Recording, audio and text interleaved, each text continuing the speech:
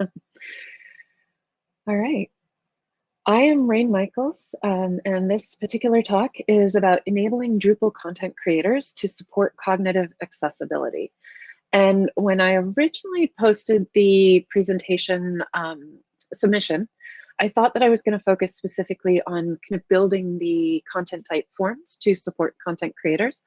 But I think I'm actually ending up at a more high level. So more, both from the perspective of building the forms in ways that the content creators can create more accessible content, but then also thinking about how you can just build the forms in a way that make the actual process more accessible to the content creators. So as I go into this, hopefully this will make sense. I do have 2 polls, and I would love if you respond to those polls if you're feeling comfortable. I see that a number of people already have, and so this is great. This will help me as we go through the talk. So I'll go ahead and get started now. Feel free to use the chat. I'll try to pay attention to it. And Michael, it's great to see you. Thank you for joining. And Michael Cooper is here as well. He might actually have some information to add to this as well as I go through this. Wonderful. All right, so I've already mentioned I'm Rain Michaels, and I am a certified professional in web accessibility. I have been an interaction designer at Google now for 1.5 years, working in Google's central accessibility team. And I'm also one of the Drupal core topic maintainers for accessibility.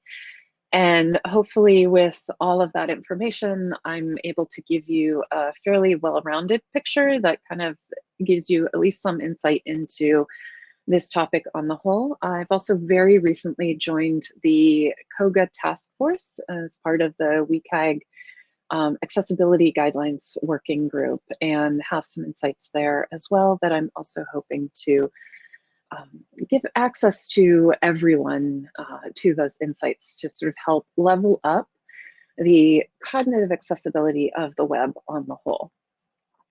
So with that being said, there's still a lot for me to know. And some of you who've known me for quite a long time may realize that I'm about to give you information that I myself would have designed very differently before I learned what I know now. So as we go into this and as we talk about some of the simple supports, I want to sort of start off with, we're all trying to do the best we can, and we will all learn how to do better as we continue on our journeys, and that's okay.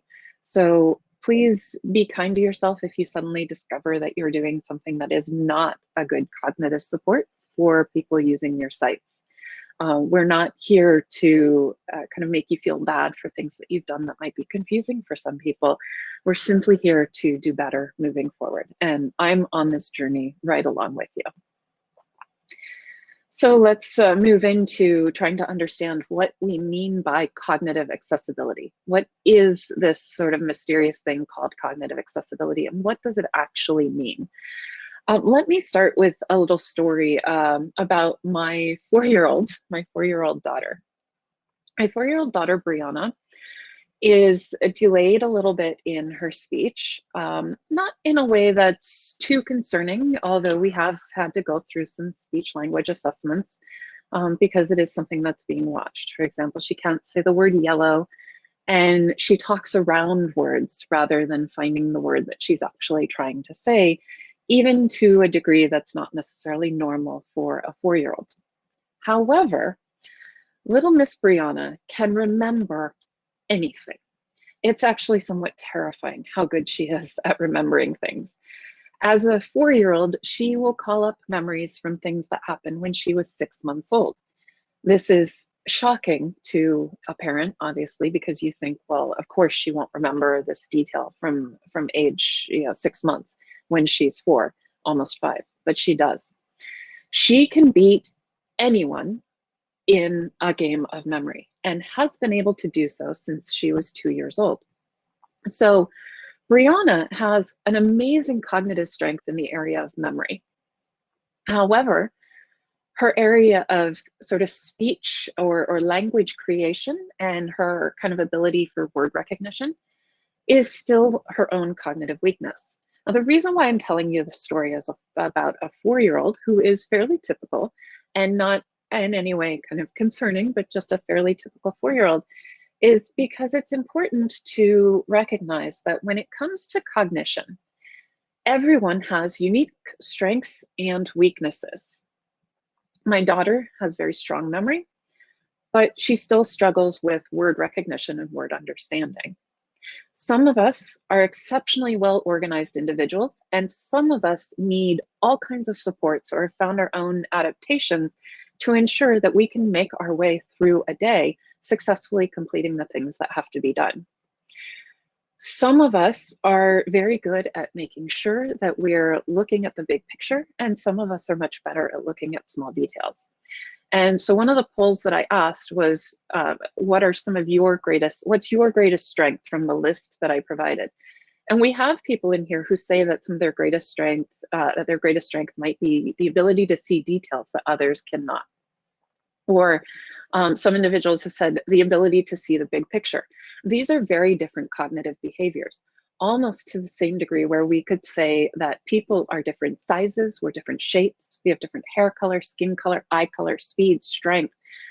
We are diverse outwardly. We are also diverse internally. And just as some people are short and can't reach things that are up high without the aid of a step stool, some people need help in order to get through a task or in order to know what they filled in the field before the one that they're in right now. This is what cognitive accessibility is at the base level. But I also want to make sure that it's clear that there are differences. There is kind of a spectrum of cognition and of ability to access some of these cognitive functions that we have. And within that spectrum, some people may need profound supports, while other people may simply benefit from a little extra help. We want to try to support everyone on that spectrum, regardless of where they are. And we also want to make sure that we're recognizing that everyone who's using our tools has cognitive strengths, even those that we might look at and say that individual has profound cognitive disabilities, they still have cognitive strengths. And if we can find a way in our interfaces to support the use of those cognitive strengths instead of requiring people to use their functioning that's weaker, then we can help them engage independently for a longer time. And there's a question here about turning off the captioning, and actually we've been asked to turn the captioning on at the slide level. So it's on the slide so that it'll be part of the recording and be part of it long term, and that's why you can't turn it off for yourself. Thank you for asking that. So with that being said, what we really want to recognize is that if we fail to provide sort of supports for individuals, if we fail to say, well, different people have different ways of cognitive functioning, so we need to make sure that our interfaces allow people to come in through various approaches, then what we do is we block them from being able to use the interfaces at all. And this can have dire consequences. So referring to an example of one of those dire consequences that's very immediate and personal to pretty much everyone on this conversation right now is how many seniors with very sort of typical and normal and healthy age-related cognitive decline, or seniors in the early stages of dementia, have been unable to book COVID vaccine appointments for themselves in a time when this is absolutely critical.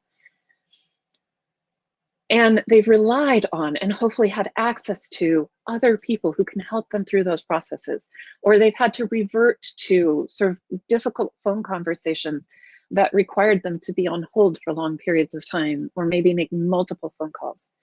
This is an example of interfaces that are absolutely essential to our current lives failing to allow people to use their strengths rather than relying on their cognitive weaknesses. So with all of that being said, cognitive accessibility is about building supports for everyone into our interfaces, not just the physical supports such as screen reader access or the ability to use a keyboard instead of relying on a mouse, but thinking also about the way that our brains operate and enabling us to access these interfaces through different brain functions. Who does this benefit? Everyone. In the slide that I'm showing here, I have pictures of 5 individuals. The first individual represents a young employee at what looks like a county fair who has Down syndrome. And then next we have an individual who's in a doctor's chair, and it's a picture of him undergoing chemotherapy. So he's actually having drugs put into his system that will change some of his cognitive functioning and make it more difficult for him to have sort of access to his short-term memory or to what we call executive functioning or task planning. The third represents an individual who's reading, and perhaps for her this is more difficult. Perhaps she has a reading or visual processing disability that makes it harder for her to read, and so she has to work harder to do so. And then I have an image of a parent who's working at a computer on the floor while calming a small baby. This is somebody who's experiencing something similar to what somebody with attention deficit disorder might be experiencing as well, where it's just difficult to focus. And I did notice in the poll that the ability to focus was the one that the fewest of you chose. Only 1 vote went to ability to focus. So focus is definitely something that a lot of us struggle with. It's very hard, especially right now. And then there's also an individual who's an older gentleman who's probably experiencing what's very healthy age-related cognitive changes. We usually refer to this as cognitive decline, but even that is unfair, because what we have seen over time in studies is that long-term memory, while short-term memory might be more difficult to access as you age, your long-term memory can actually begin to be stronger than it's ever been before. So there's actually a cognitive shift more so than a cognitive decline. So this is who we're looking to benefit, this sort of broad range of people that may include us as well. So what we're trying to do then is to take a look at the resources that are available to us now. And what I'm going to do is frame this based on what is current guidance from COGA. COGA is part of the W3C, the World Wide Web Consortium, and it's the COGA guidelines come from WCAG. WCAG being Web Content Accessibility Guidelines. I did have some people in the poll say that they're not familiar with WCAG.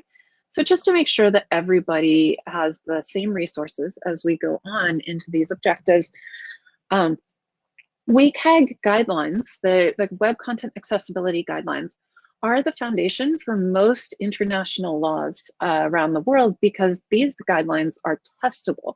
It's a set of criterion that developers, designers, product owners, and lawyers can use. Thank you, John Jameson just posted the link to the COGA guidelines. Thank you so much for doing that. And this, so these, the COGA guidance, to be very important with these, very clear with these words, the WCAG guidelines are sort of the basis for international laws because they're testable, they're validated, they're arrived at through consensus by experts who are part of the community. So these guidelines, however, they do not necessarily create concrete guidelines that support cognitive accessibility. And to date, there hasn't really been any good sort of documentation on how to make sure that we build products that can be accessible from the cognitive perspective. So there's the COGA task force within WCAG, and the COGA task force is the Cognitive Accessibility Task Force. And this task force is currently working on a document that is guidance for making content usable for people with cognitive and learning disabilities. It is currently still a working draft. What's up there right now was posted for comment in December of 2020. And we are working on releasing the first published draft once we've ingested all of the comments that we received and made sure that they've been sort of acknowledged and addressed in some way. This will only be a first publication though, so we're very early stages right now for this guidance. Also, I want to clarify the use of the word guidance. This is guidance, not guidelines, because this is very subjective. It's not really testable right now. And it's really hard at this point. We haven't really found a good way to measure this success. So we know that these supports will help people, but we haven't really been able yet to figure out how this can be testable so that it can be part of, say, conformance requirements or anything like that. So I just want to make sure that all of that is clear and that what you're seeing is a draft. So this is kind of a snapshot of the document right now, a screenshot that will be impossible for any of you to decipher. The document itself is exceptionally long. I have only about 10 minutes left if I want to give you time for questions to go through objectives that are described in a document that took me 12 hours to proofread when I went through the latest version before we, as we were sort of moving towards putting it out to the world. So we're only going to skim the surface. And once I give you a permission to access the deck, you'll have this as a starting point. Yes, it is very thorough. And when we skim the surface, we're just going to go through the objectives and kind of talk about what they might mean in relation to a Drupal site. So the first one is objective 1. Help users understand what things are and how to use them. At the surface level, this sounds very obvious, but when we're thinking about cognition, if we kind of go into this, the first thing that I would say is sort of concrete guidance when it comes to building a Drupal site is to think about making sure that your content types and displays chunk out information so that related elements are very clearly visually grouped. So in this case, I have, yeah, I love that. No mystery meat navigation. A comment from Josh Chambers here. You mean no mystery meat navigation? Yes. The navigation should be crystal clear. It should be clear to the user when they look at the page what section they're in, because if they have difficulty with working memory and they move into the next section, they might not actually remember what they clicked on. If a content creator is trying to create a specific type of content and they're on the content types listing page, they might click on the wrong one. If the content type itself is not clear to the user when they're filling in that information, they might actually be filling in information for the wrong content type and not know it because they might not remember what they clicked on. But in this particular example here, where I have these two boxes in this slide, the first box is surrounded by a green border, which actually looks very difficult for me to see right now. So imagine that that first point has a nice green border around it, and then the icon and text for that are clearly under the first point. And then the second point has a color change to purple. So there's kind of a secondary visual support. You've got the boxes, you've got the purple and the green, and you've got the clear headers. So you're giving the user multiple ways to recognize different sections of the page itself. Some of your users may be colorblind, and so they won't see the color. That's fine, as long as you have other ways for them to see those differences, such as the borders. You're still giving them some of that cognitive support. And the next example that I'd like to show is supporting understanding of the purpose of elements by only showing content editors what they actually need to see when they need to see it. And in this example right here, I have two boxes. At the top is a box for primary address, and it's clearly labeled. And at the bottom, again, also in a different color, is a box for secondary address. And right in between the two is actually a checkbox that's checked off. Secondary address is different from primary. If that box is unchecked, then that secondary address box has no purpose being there at all. It should not even show up to the user because that's not something that needs to take any of their cognitive power in that moment. So the user should simply be able to move on to the next set of information that they need to fill in without trying to think about whether or not they're supposed to fill in that box. A couple of other notes here. So hiding irrelevant entry forms until the editor indicates that they need to enter that information is going to be helpful. Designing the content type forms so that the editors have to think very carefully about adding in extra information. So this is actually kind of a plea to make content type forms more challenging in a way for your content editors, but also easier. Because instead of letting them kind of put in a bunch of information into one big box, sort of breaking up what you're asking of them so that they only put in the information that actually has to be there and not anything else. And then also, sort of course, ensuring that your controls are easy to understand. Somebody who is used to what are called picture communication symbols and not to sort of material icons as their visual language might not understand that a pencil is a reference to edit. So that control might not actually be clear to them unless you also give them the access to the text label at the same time with the visual control. Help users find what they need. This is objective 2. So objective 2, help users find what they need. And this kind of goes back to the comment from, let me scroll up, Josh, meaning saying no mystery meet navigation. One thing to think about is when you create your content type forms themselves, that you enforce good semantic markup. Semantic markup is super helpful to users who sort of need extra cognitive supports to help kind of anchor or find information or try to figure out what's the big picture that they're supposed to be taking away in this particular moment. So one example, and I wanted to illustrate this, but I didn't have time to do it before this went through legal review. So I couldn't add the illustration. But one example would be, instead of having a WYSIWYG that allows your user to say, okay, here's a header, and then here's a bunch of paragraph text, and here's another header, and here's a list. Actually break it up. Use, say, the paragraphs module, or use your display types and create a bunch of different fields and really kind of structure it so that the user is forced to put in a header in a header field, and then you take care of the markup so that it's proper semantically. Force them to put in the content that should be in list form in as list items, and limit the number of characters that they're allowed to put in, so that the information is nicely chunked and has really good semantic markup in order for somebody to be able to digest it a little bit more effectively. I'm loving the comments that I'm seeing, that I'm going to keep moving forward, and we hopefully will have time to talk more about these.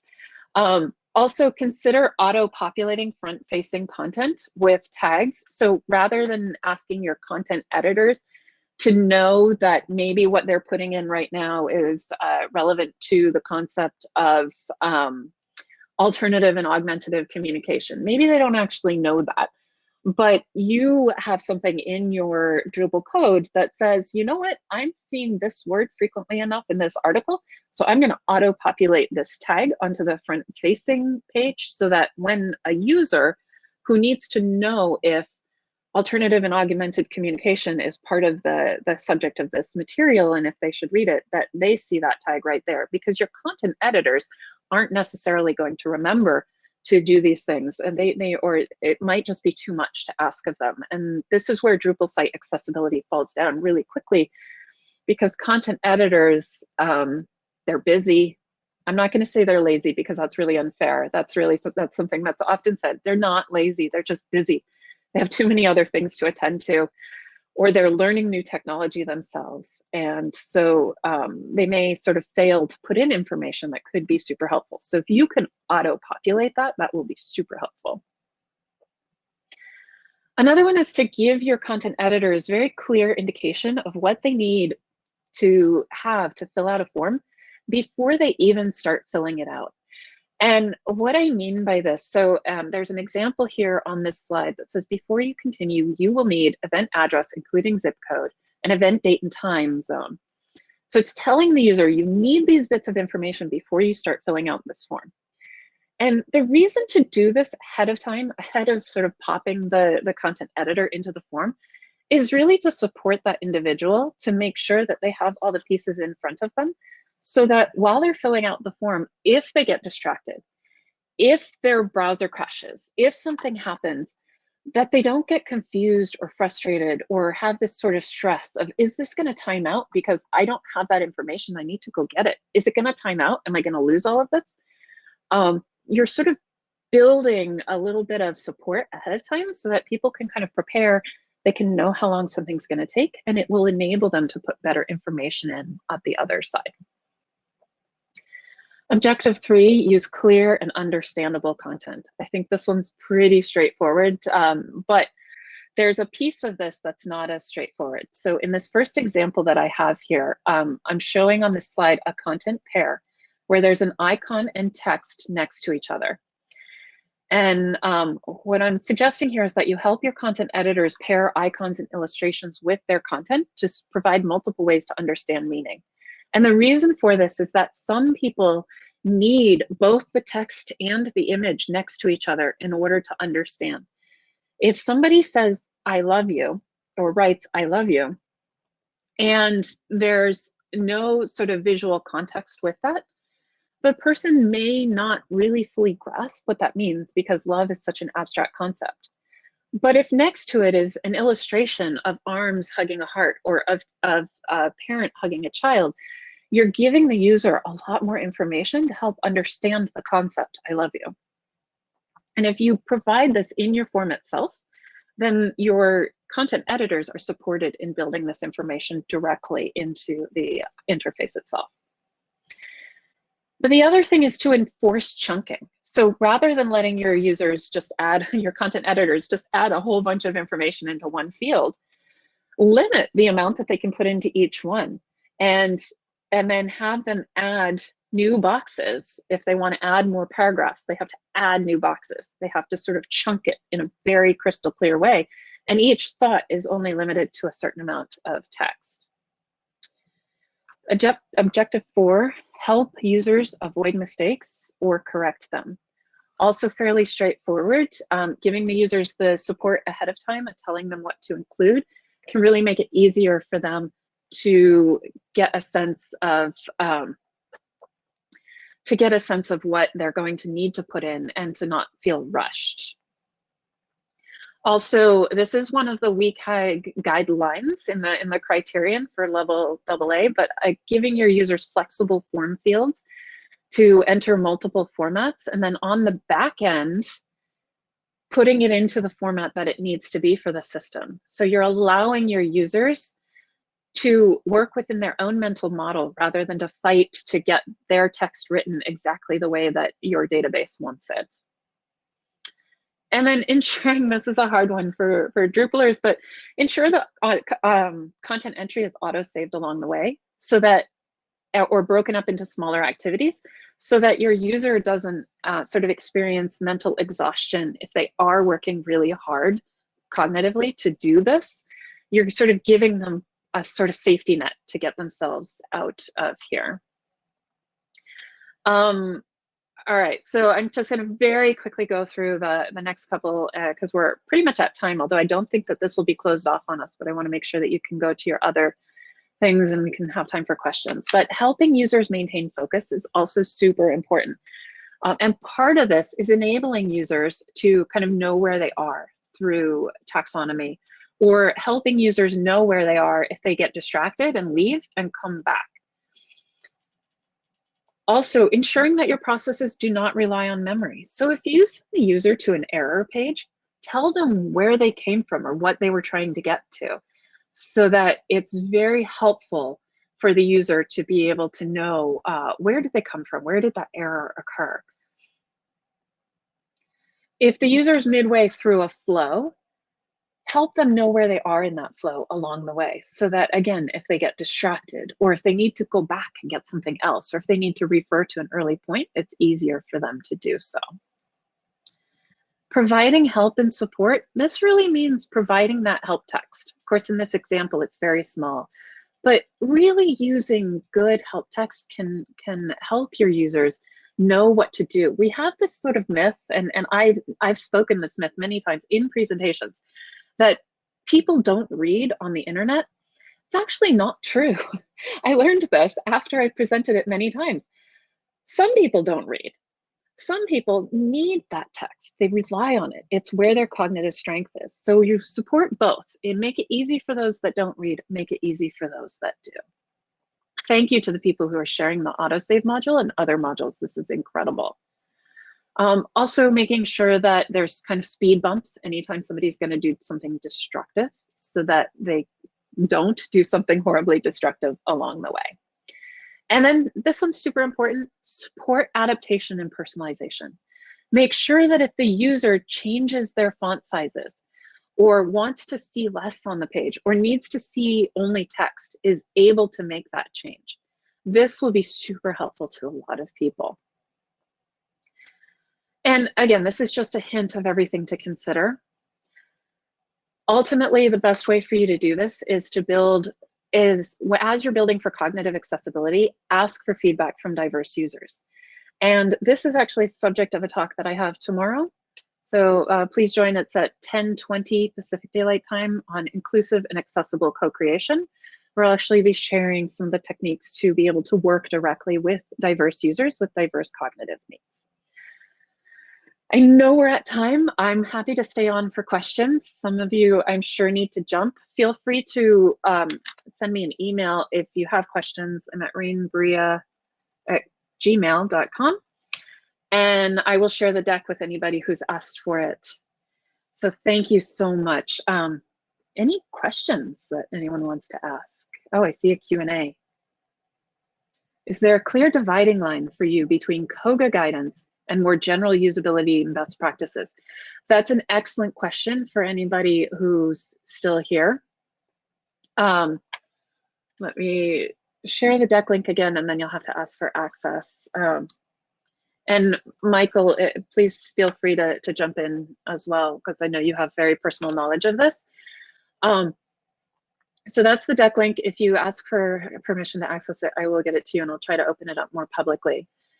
So, and Pablo, you asked how should you contact me to get a copy of the deck? Feel free to do so through the deck or to email me directly. But back to the clear dividing line between COGA guidance and usability. Yes, there is a difference, and it's a very hard one to, it's a very, very hard one to actually define, because on the surface level, all of this does seem like just good accessibility best practices or good usability best practices. But at the end of the day, when you're thinking about good usability, you might forget that somebody needs a high level of personalization. When we think about good usability, we actually sort of think about trying to take stuff away and then only having the essentials on the page. But when you start to think about cognitive accessibility, you might actually need to think about adding stuff back in that might not seem as important. So for example, some people really actually do need the image and the text next to each other in order to understand meaning. Aphasia, this is something that people with aphasia may experience, where they will understand the image and the text together, but if you say just one of those items, if you say the word or if you show them the picture, they might not actually make the connection and they might not understand what you're saying. But if you have the two together, then the individual will be able to understand it just fine. So there are very real reasons to sort of think beyond what's just good usability and to say, okay, we also need to think about kind of these adaptations or giving people this information up front. Or if you're thinking about something like dyscalculia, where people may not be able to actually recognize numbers, now you're realizing, okay, in addition to just adding a nice big number here in order to tell people the cost of this item, I might also need to give them a graph that shows them how much this costs in relation to other items. And that's not necessarily something that you would think of in terms of usability. That's actually a very literal cognitive support that you're giving to people specifically who have difficulty with numbers that may or may not benefit everyone else. So hopefully that that gives a good idea of the difference. It is a very hard sort of differentiation to make. Let me see. Is there a conversation already happening about getting some of these editorial best practices to support cognitive accessibility into Drupal core? Paul, I would encourage you to start joining the accessibility maintainers office hours, which are, if you go to the Drupal documentation, I don't know the link off the top of my head, but if you go to Drupal documentation and go to the accessibility page, it'll tell you when those office hours are, and be part of that conversation. It's very nascent right now, especially since this working draft isn't necessarily a published draft just yet. John Jameson has asked if there are consultancies for testing for WCAG, and do we know if similar, or there are consultancies testing for WCAG, do we know of similar things for COVID type issues? Again, it's such a kind of nebulous area. It's very subjective. The best way to do it is to really reach out to communities. So if you're interested, either come to my session tomorrow or view the recording of that session tomorrow to sort of help understand how that can work. I do know that DQ Systems does have some cognitive accessibility experts, and there are other organizations that do as well. So there are, I think Level Access has some as well. There are groups out there that, thank you for the office hours link, super helpful. Let's see, how should we contact you to get a copy of this deck? I think I answered that, but just in case, let me just give you my email address again. And I'll figure out how to make it public also, because I forgot that I have it under the corporate account. And then, do you have recommendations when a client doesn't have a budget for an accessibility audit? Wow, that's a great question and a big one. So accessibility testing on all levels can be, it can be done with a limited budget, but it does require a little bit more creative thinking. Some things you can do, we sort of call it sort of heuristic analysis, or sort of trying some things out for yourself. So if you can, spend a day just using your site with your keyboard only, you'll probably catch a lot of accessibility needs right there. That's sort of physical accessibility.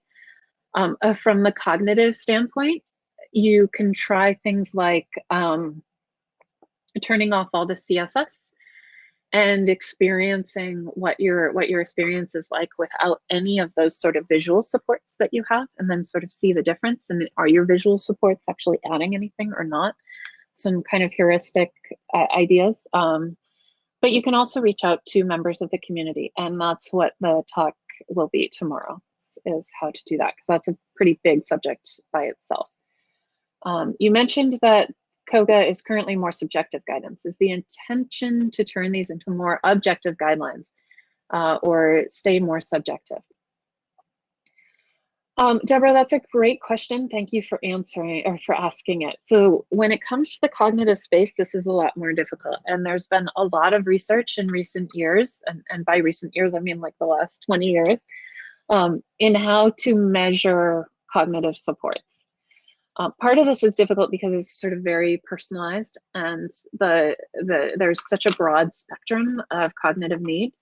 I'll give you an example. I saw a form the other day. I was told by somebody that this form, that they'd gotten feedback that the form was not accessible to individuals who are on the autism spectrum.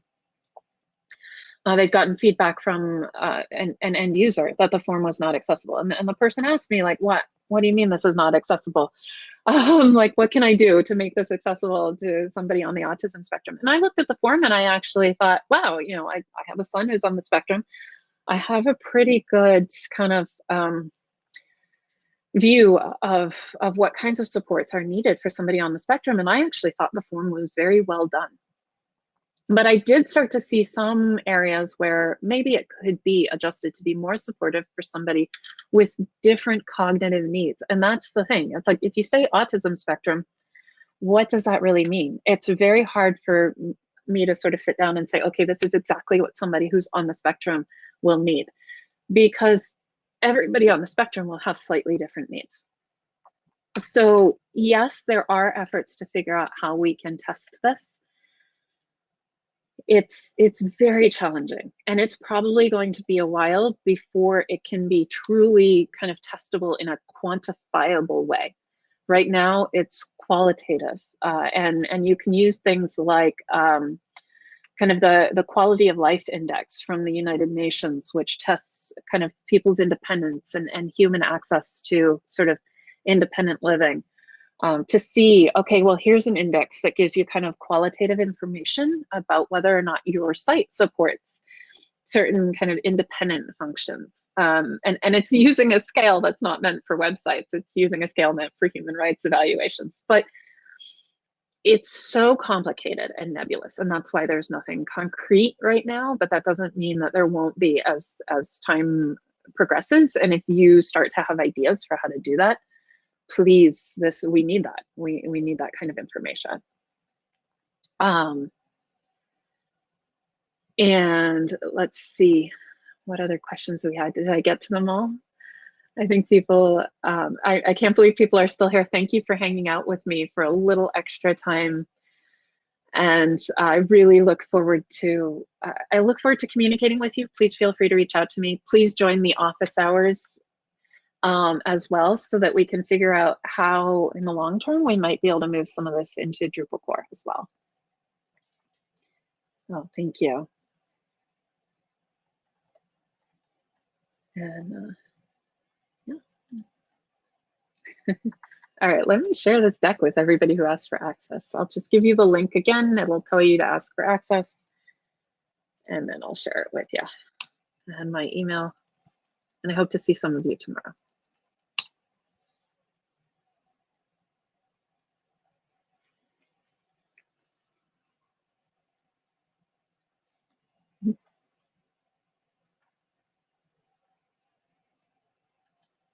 Thank you. And Michael, thanks for joining.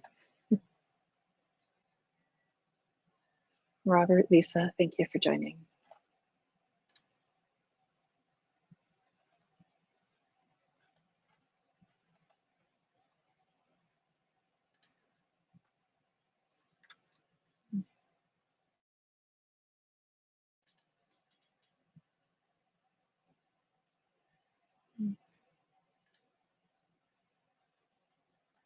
I'm just checking if any more questions come in.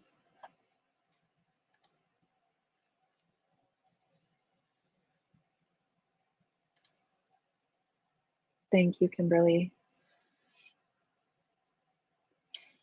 Oh, right. Don't forget to fill out the session forms as well. I forgot the session feedback forms.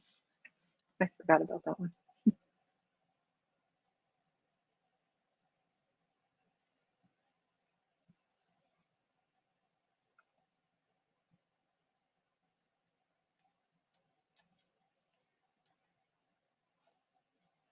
Oh, Carolyn, I'm so glad you joined. Thank you.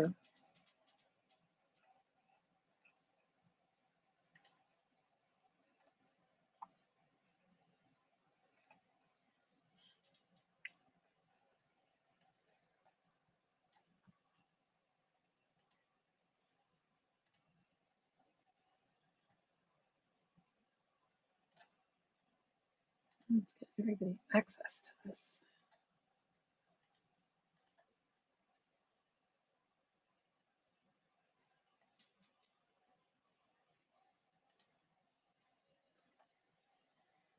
Thank you.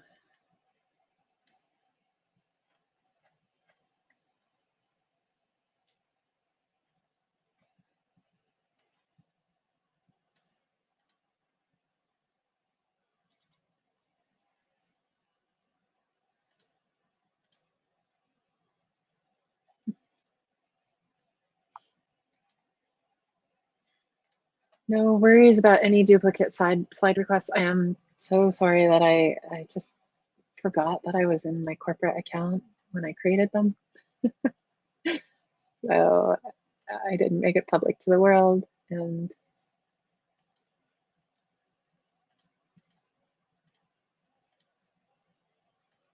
let me see if I can fix this.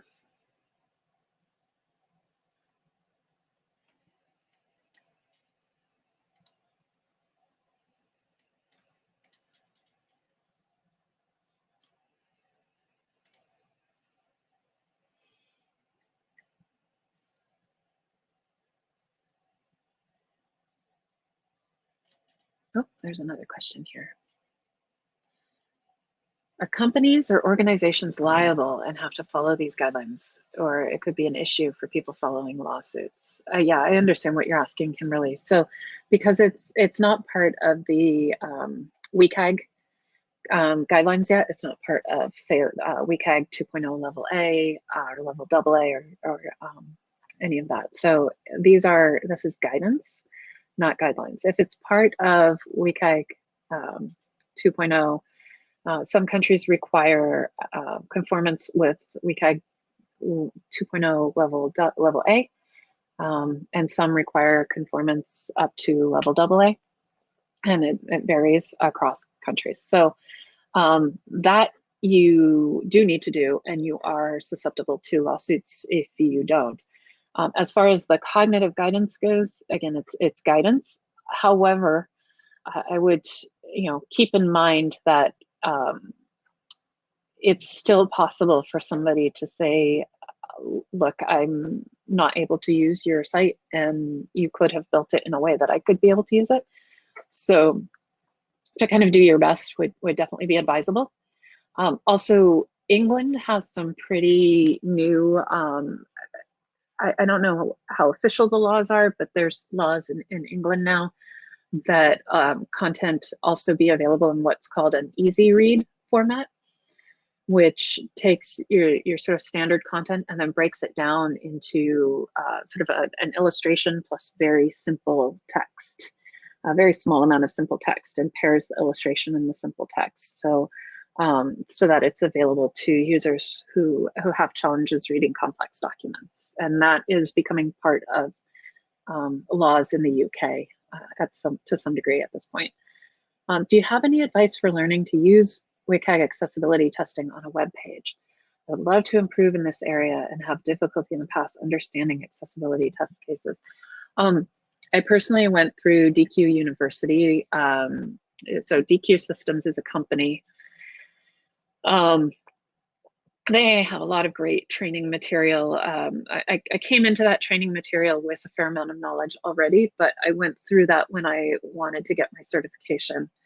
And I felt that training was very comprehensive. There's other training out there. I think there's AccessU is excellent. There's a lot of really good accessibility information, and I work for Google, so take that with a grain of salt. But we just put out a UX certification that's free, available for free, that has a lot of good accessibility information in it as well. So it's not, using the WCAG quick ref is a good source. So WCAG, let me get you the link here and I'll put it in the chat. Quick ref, it's a good source to kind of get you started, but in terms of sort of really understanding and being able to do this more concretely, I would say give yourself a little bit of ability to learn more, and those are some great sources for information. So that being said, I'm gonna start giving access to this deck to all the individuals who requested it. And I actually do need to leave to my next meeting. Thank you to everyone who joined. Please do feel free to reach out to me. And I look forward to seeing you at other parts of DrupalCon. All right, bye.